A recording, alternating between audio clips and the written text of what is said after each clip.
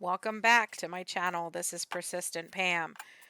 Today's video is a creamy mushroom pork chop.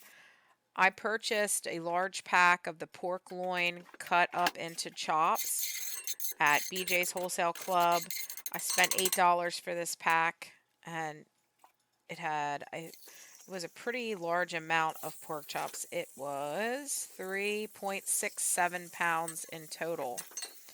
And what I did with this was I put some bacon grease in my cast iron skillet, and I'm going to sear my pork chops. I put them in there, and then I'm going to put salt and pepper, and then I'm going to flip them over and salt and pepper the other side. That's just how I did it on this day. I believe this was the very end of December when I made this video. And there I'm putting the salt and pepper on, and I kind of just play musical pork chops till I get them seared, and then I'm going to transfer these into the crock pot before I make the sauce. And I'm using my Redmond's real salt and some ground black pepper. I also, for this, will use an entire 24-ounce container of the Baby Bella mushrooms that I wash and then I slice up. And I will use onions, which I probably used a nice large onion, and also I used plenty of fresh garlic that I mince up. This recipe, I had made something similar before on my own, and it was great, was fine. But then I also like to watch Becky from Acre Homestead, and she had done a video on Crockpot meals. I think that might have been back in October, and she did this one. That recipe, I will put the link to it in the description. For that recipe, it calls for the Yukon Gold potatoes, to cut them up and put them on the bottom of the crock pot before you put your pork chops and the rest of your ingredients. But because I'm low carb, I choose not to do that. I also make another alteration. I do not put in the broth that it calls for, because as you'll see, when I cook my mushrooms, it releases juices, because I also rinse my mushrooms off with water. So, I mean, and mushrooms do contain quite a bit of water in them, and as you cook them, it releases out. So it all worked out. It actually created more than enough liquid. You'll see that at the end when I go to serve it up. Here, I'm just taking my cast iron, I'm cooking my onions, and now I'm going to add my garlic. And I use the back of my knife to scrape that off of the cutting board so that I'm not damaging my knife or my cutting board. I've had this cast iron pan for 20 some years. I wasn't very familiar back then with cooking with cast iron. I just knew I wanted to have a cast iron pan, and I bought it, and I've used this thing a lot over the years. I love it. Absolutely love it. And there I put the mushrooms in with the onions and garlic that I've already cooked. And I'm trying to see if I'm going to add something else, or what am I doing here? Salt. That'll also help draw that moisture out of those mushrooms. Pepper. Stir that up. Mix everything up.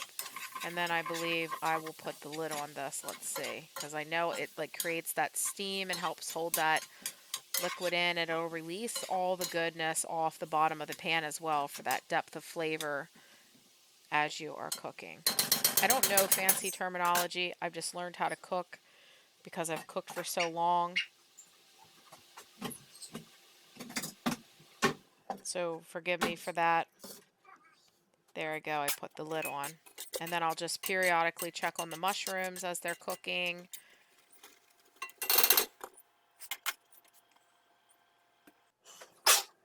And this is really delicious. I also add in, this time I will use fresh spinach in it. Often what I use is I get this big bag of organic kale and spinach blend from BJ's. And I'll usually throw 2 or 3 handfuls of that in with it when I make it.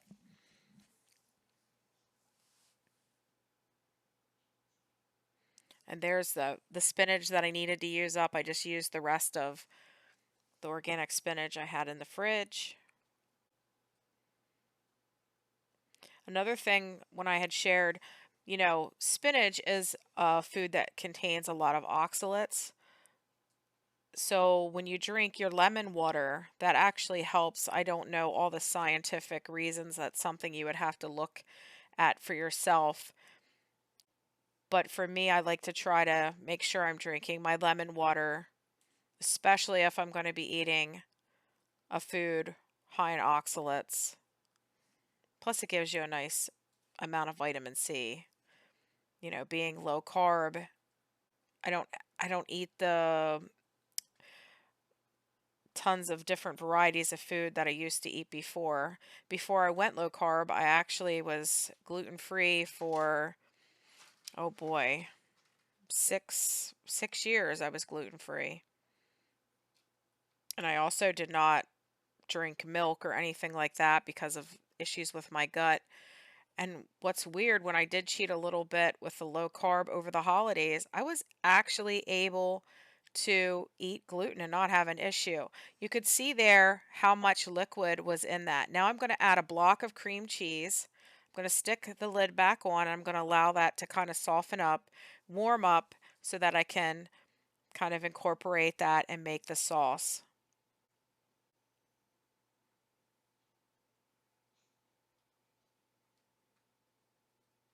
And this is something that my whole family likes too. It gives us usually quite a bit of leftovers and everything. So it's really a cost-effective meal if you think about it when you break it down.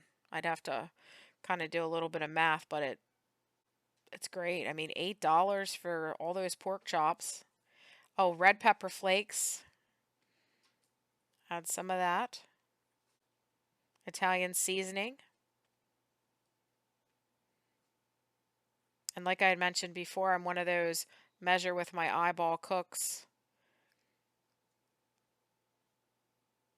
You can see that cream cheese is melting down nicely and starting to get the sauce going. This recipe also does call for some cream, and I will add a cup of cream, heavy whipping cream, into this very directly. And then once I get this whole sauce put together, I will pour that over top the pork chops, and then I take the tongs and I kind of just move the pork chops a little bit around to make sure that I'm getting that sauce down through all the pork chops, that I'm not having like any, because if they're in there thick, that can prevent your sauce and stuff from getting down in. Now we're gonna pour that in. Cast iron pans are so heavy though, boy.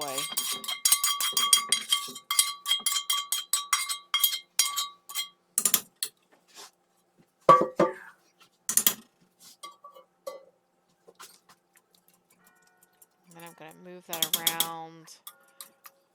And there I go with the tongs. I'm gonna shift those pork chops some. And I have actually baked this in the oven. If I put it in a roasting pan, I will actually cover that with foil and bake it, and it turns out fine too, especially in the winter when it's cold. It's a nice way to heat up the house. So this is going to go into the crock pot on high for 4 hours.